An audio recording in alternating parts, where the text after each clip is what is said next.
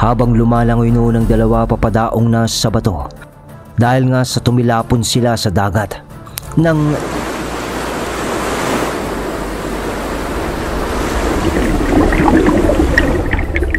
isang malaking alon na naman ang lumamon sa kanilang dalawa. Sa lakas ng alon na yun ay nagkandarolyo-rolyo naman sila sa loob ng tubig.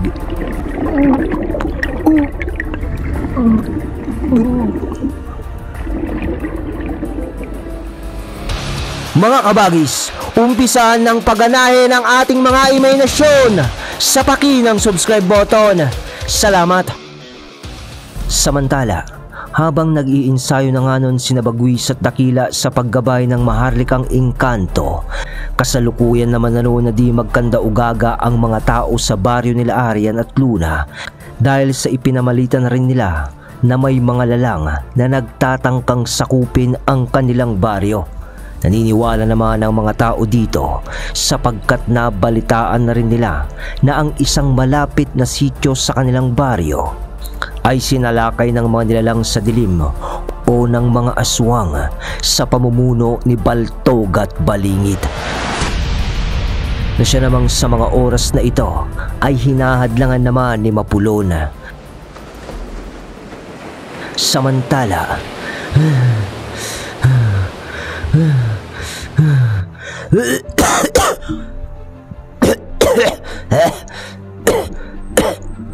ubo ulit ng dalawa sa gilid noon ng dagat sa mga bato dahil naisabit na sila dito sa pagrolyo sa kanila ng malakas na alon. Ano? Kaya nyo pa? Tawa ng matandang maharlikang engkanto. Sabay ng senyas niya ng tango sa kasama nitong maharlikang engkanto din. At dunay habang bumabangon ang dalawa sa bato, umihip naman ang napakalakas na hangin na siyang tumangay sa dalawa patungo sa kalupaan ng pulong kaluluwa. Sa layo ng pinagtapunan sa kanila ng hangin, napunta sila noon sa parting gubat ng pulo na yun. Aray ko, Bagwis, mukhang hindi tayo pagbibigyan na mga yun Ayos lang yun. Normal lang naman yun Mga diwata sila ng kalikasan. Kaya ginagawa rin lang naman nila to para magawa nating panghawakan ang kapangyarihan nila. Usap pa ng dalawa sa kanilang pagbangon. Sige na nga. Tugon na lang ni Dakila noon ng maiksi. Pero nang pagbangon nila, ramdam mo ba yun? Pabulong na salita ni Bagwis sa kanya. Napatigil naman si Dakila. Naramdaman din niya ang bigat ng hangin na tila may kung anong hindi maipaliwanag na puwersa sa paligid. Tahimik ang paligid ngunit may kakaibang presensya sa kanilang kapaligiran. Pero alam ng dalawa na hindi galing ang presensyang yun sa limang maharlikang engkanto. Oh, Bagwis, may ibang nilalang dito, sagot ni Dakila habang masusing iniikot ang paningin sa makapal na gubat. Sa bawat kaluskos ng dahon, sa bawat ihip ng hangin, nararamdaman nilang may nagmamasid sa kanila. Nang biglang dumilim ang kalangitan at nagdulot ito ng mas mabigat na pakiramdam sa kanilang dalawa, narinig nila noon ang malakas na kalansing ng mga sanga sa di kalayuan. Tol, kakaibang pulong to bulong ni Dakila.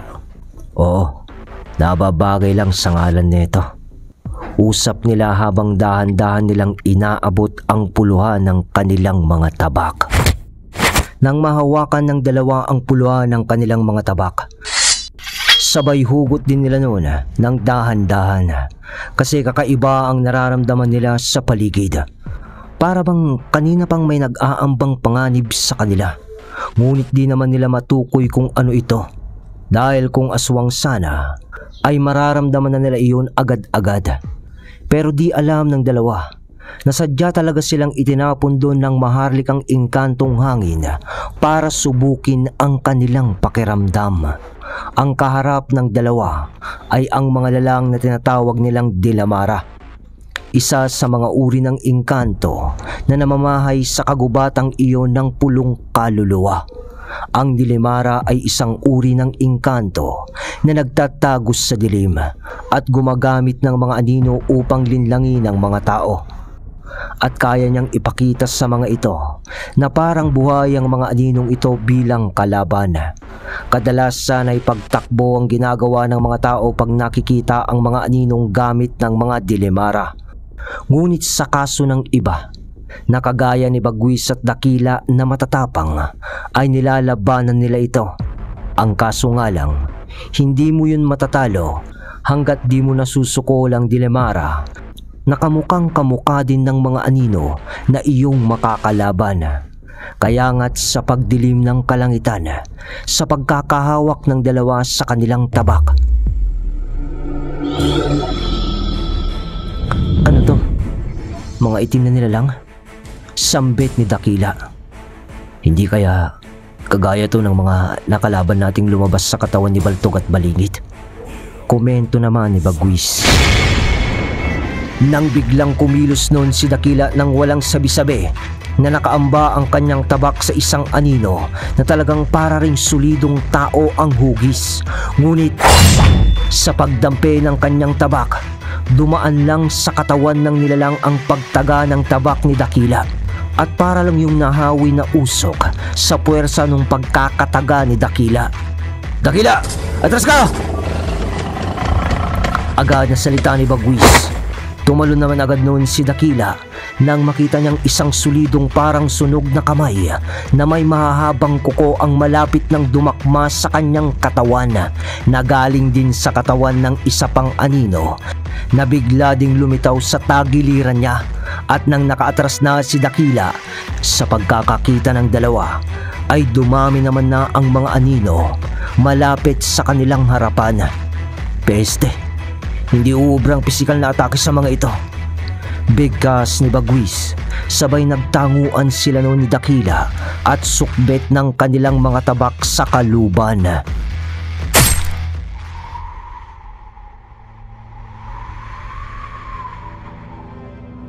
Pagkatapos nito ay biglang nanahimik ang paligid.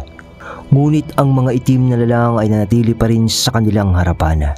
Sa kasalukuyan ay di pa matukoy noon ng dalawa kung ano at kung sino ang totoong kaaway. Pero gamit ang kaalaman ni Bagwis at Dakila sa libro ng 7 liwanag ay pumikit ang dalawa. Pagkatapos ay tinipo ng kanilang konsentrasyon na pagkarga sa kanilang katawan ng kakaibang presensya. Sabay angat ng kanilang magkabilaang kamao. Ibig sabihin ay mano-mano na lang nila nakakalabanin ang mga anino. At sa kanilang pagpustura ng ganoon ay dahan-dahan naman nung umihip ang maalinsangan na hangin.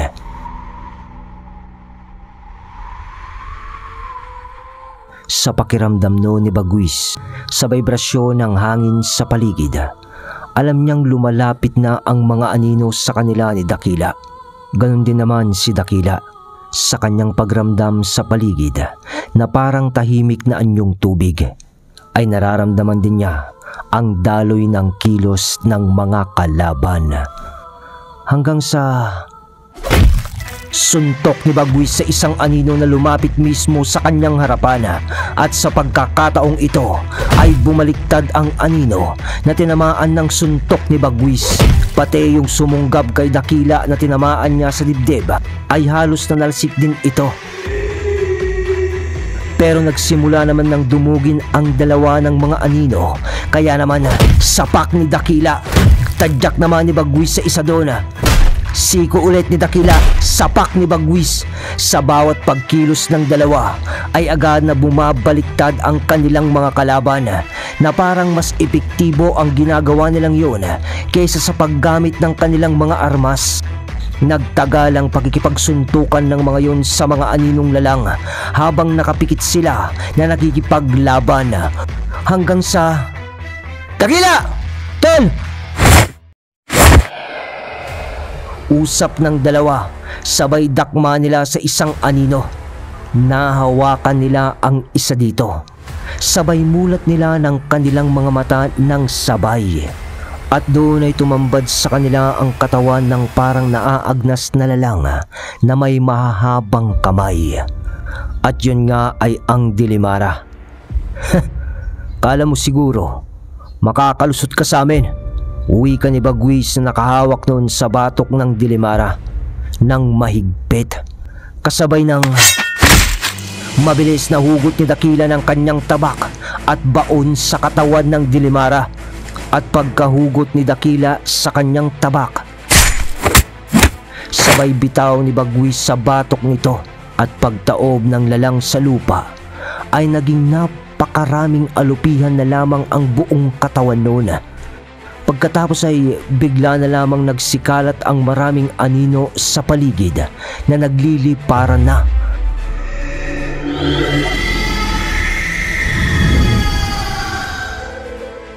Kasabay no ng mga kakaibang boses ng tunog na paghiyaw ng mga parang ligaw na kaluluwa. Sunod dito ang muli naman ng pagliwanag ulit ng kalangitan. Magaling! Magaling! Tawa ng isang boses at sa paglingon nito, nakita nila ang 5 maharlikang engkanto na paparating na sa kanilang kinalalagyan. Diyos ko, eto na naman tayo. Sambit ni Dakila nakakamot-kamot sa ulo sa pagtingin nila sa mga yun. Pero kahit tumatawa naman ang isa doon sa kanilang pagdating, ay seryoso naman na ang mga ito sa paglapit sa kanila. Dahil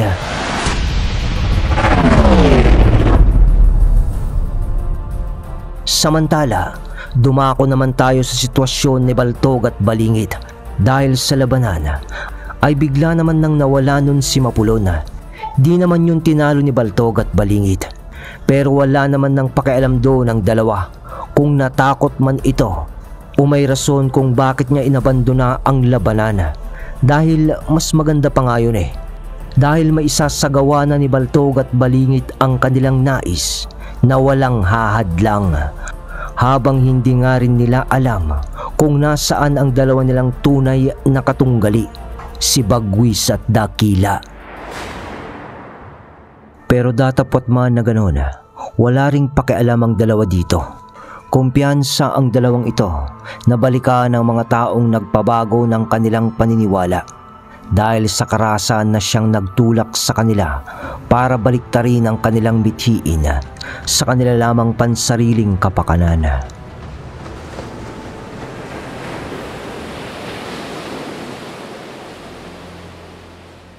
Araw noon ang lumipas nang makita ng mga taga Pontevedra na malapit sa dagat naman ang maraming tao na may mga daladalang gamit patungo sa isang baryo.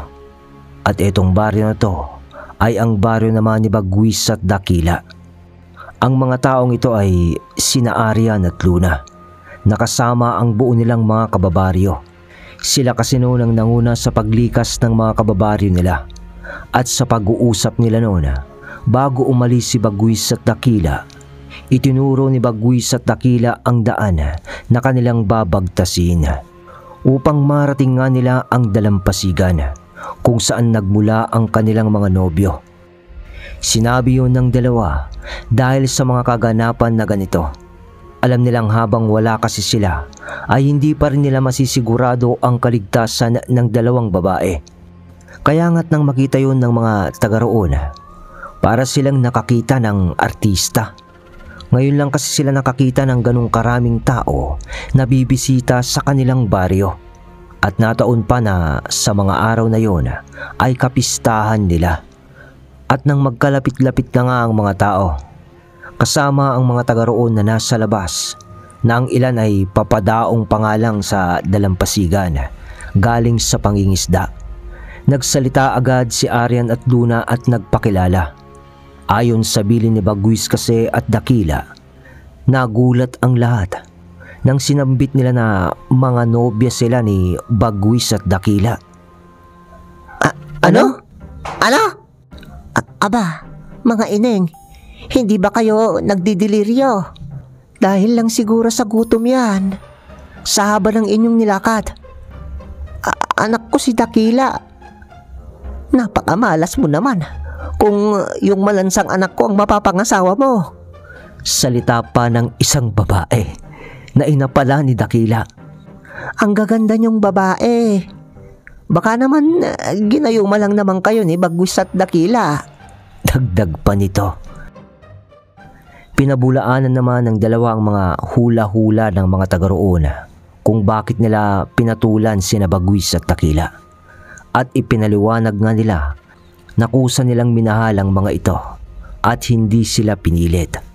At dahil doon ay tuloy na rin sila sa pagpapaliwanag, si Arian at Luna, kung bakit nga sila nandoon kasama ang kanilang mga kababaryo. Nakiusap sila na makisilong muna sa baryong iyon habang hindi pa natatapos ang kaguluhang nagaganap, dahil naniniwala naman ang dalawa na malulutas din ni Bagwis at Dakila ang suliraning nagaganap at ito'y pansamantala lamang. At dahil may kalalakihan naman sa kanilang baryo na kasama nila, ay inaalok na rin lang ng mga ito na tutulong sila sa gawain o trabaho sa baryong yun, upang hindi naman sila maging pabigat sa kanilang pansamantalang pananatili sa baryo nila Bagwis at Dakila. Balik tayo kay Baltog at Balingid. Isang araw na lang, Balingid, at tuluyan na nating maisa sa katuparan ang plano natin dito sa Punta Pedra.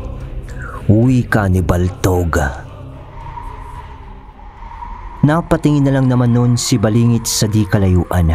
Sabay hawak ng putol nitong kamay, sabay langhap ng sariwang hangin sa paligid. Tunog nito. At para sa inyong kaalaman mga kabagis, sa pagkakataong ito ay nasa baryo na sila nila Arian at Luna. Nakuha nga nila ang baryong yun ng walang kahirap-hirap dahil sa paglikas ng mga tao dito. Ano, Baltog?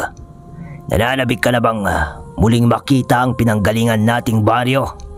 Tanong ni Balingit pagkatapos nitong lumanghap ng hangin. Hindi naman sa ganun.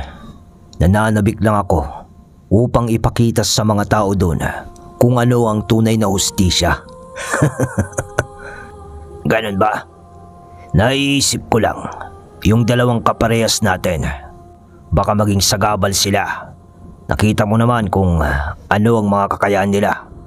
Dagdag na tanong ni Balingit kay Baltog. Huwag kang mag-alala, tol. Mga bata pa ang mga yun. At naniniwala akong makukumbinsi rin natin sila sa mga prinsipyong ating ipinaglalaban. Kung sa bagay, kahit na pinutulan ako ng kamay ng isang iyon, ay nakikita ko pa rin ang potensyal niya. Usap ng dalawa. At mula dito ay lumipas na naman ang araw. Wala naman nang naging dagdag pa na kaguluhan sa sumunod na mahahabang oras.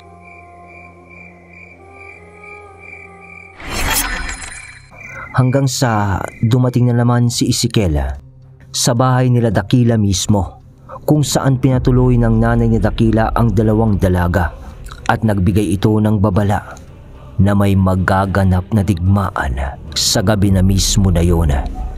Dahil handa na siyang ilabas ang lahat ng kanyang mga mahumanay na mga mandirigma para lang tulungan ang mga anak nito, at dahil na rin sa pakiusap ng dalawa, si Bagwis at Dakila. Lingid sa inyong kaalaman mga anak, ay nagkita-kita na kami at napag-usapan na namin kung ano ang mangyayari. At bilang bayad sa kanilang ginawang pagliligtas sa inyo sa kabilang mundo, ay tatanuin ko yon ng utang na loob sa pamamagitan ng pagtulong sa kanilang mithiin na protektahan ang kanilang baryo. Mag-iingat kayo mga anak. Sige na. Nag-aapurang huling mga salita ni Ezekiel dahil nga sa sinabi nitong magaganap muli ang hindi natapos na digmaan pero sa mundo na ng mga tao.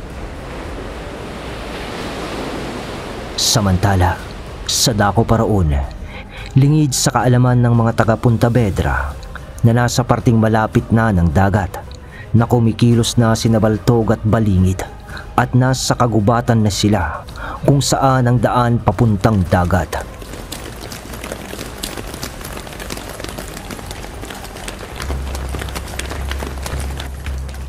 At habang naglalakad na ang grupo ng mga aswang sa pamumuno ni Baltog at Balingid, mababano ng buwan. Pero bilog na bilog ito sa kanyang liwanag at buong buo na siyang nagsisilbing liwanag pa sa buong kapaligiran.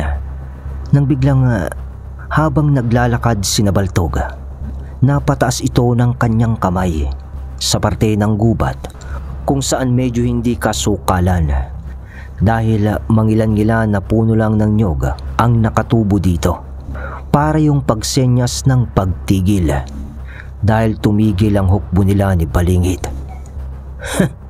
"Ikaw pala!" sigaw ni Baltog. Kasabay ng paglantad ng isang lalang sa kanilang babagtasin sanang daan. At yun ay walang iba kundi si Ezekiel. Hindi naman naimik noon si Balingid. Sabay marahang pag-iiksamina ng mata nito ng kapaligiran upang tignan nga kung ano ang nangyayari.